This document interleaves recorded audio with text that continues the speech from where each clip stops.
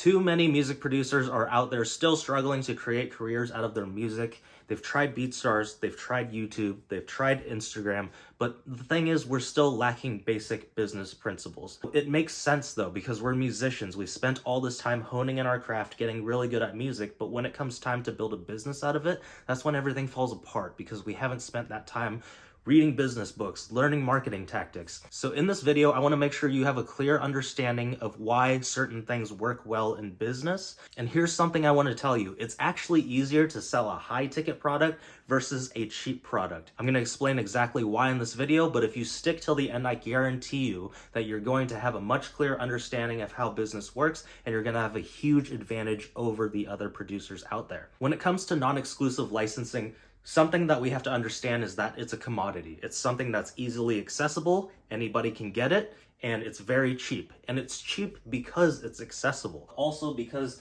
there's a lack of clarity on what kind of value you're getting for it. When a producer makes a beat and posts it on BeatStars for non-exclusive license, they didn't tailor and make it to any artist in mind. Therefore, it's made for this huge pool of people. And since there's a lack of clarity on what the artist actually wants, they have to lower the price, and they have to be able to sell it to the masses in order to make the money. This is why it's cheaper. If everybody had access to Rolexes, they didn't have to get on a list, they could all afford it. Do you think it would be worth as much as it is? Look at Supreme as a brand. Their whole company, their whole business is thriving because of the fact that they have limited supply on everything. When you lower your prices, you start attracting a whole different type of clientele. There's going to be a lot of noise. There will be people out there who just want to record for fun, just record things on their cell phone, and there's a lot of people that aren't as serious and aren't as vested into their music as you would like them to be. Therefore, they're not going to pay you, and you're going to have a hard time dealing with all these people because their mindset is different. Just imagine when you go into Walmart.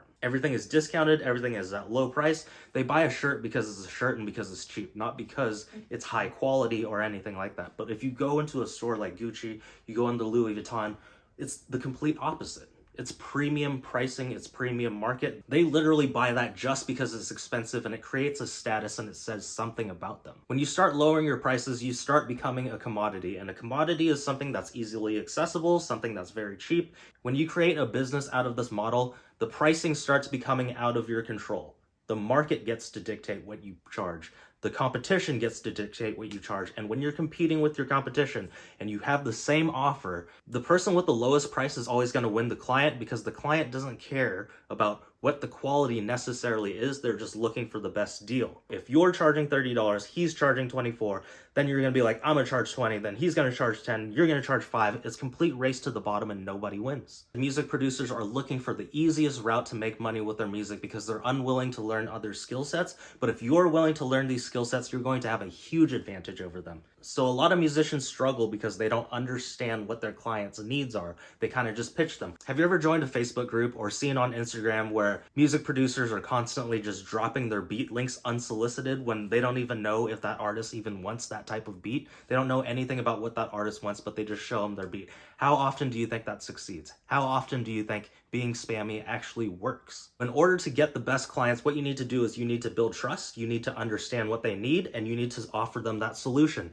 And the best way to do that is to get them on a phone call. A phone call is the most personable way to do things. If you put something on a web page, it's hard to charge $10,000 and expect them to check out by themselves. When you get them on the phone, you can truly understand what their needs are, you can build that relationship, and you can present what they truly need, therefore creating a lot more value for your clients, and they will pay you a lot more money for that. On the phone call, there's 3 parts to this, right? The first thing is rapport. That's getting to know somebody. That's building that trust so that they're willing to open up with you. That's where you take them to the next step, and this is discovery, and this is where you find out what their needs are. So you can ask them what their goals are. Cool, their goal is to have that unique sound. Well, what's missing from that unique sound? Oh, they want ukuleles with metal guitars and dubstep drums. That sounds completely ridiculous example, but you know, these are the types of things you only find out if you speak to them on the phone. And you can find out like why it's important. Like, why is it important that they have a music career? That's not something you can find out by selling on a beat store, right? So what's the deep meaning in which they want to succeed? And then you can continue digging deeper and deeper and find out what their true intentions are with their music. What will happen if they continue not being able to find the beats that they want? What will happen if they do find custom production? Like, how will that change the career? How will that change their life? Like I said, most of the times, producers skip this and they skip this. They don't have any trust. They don't know what their clients want, and all they do is pitch them.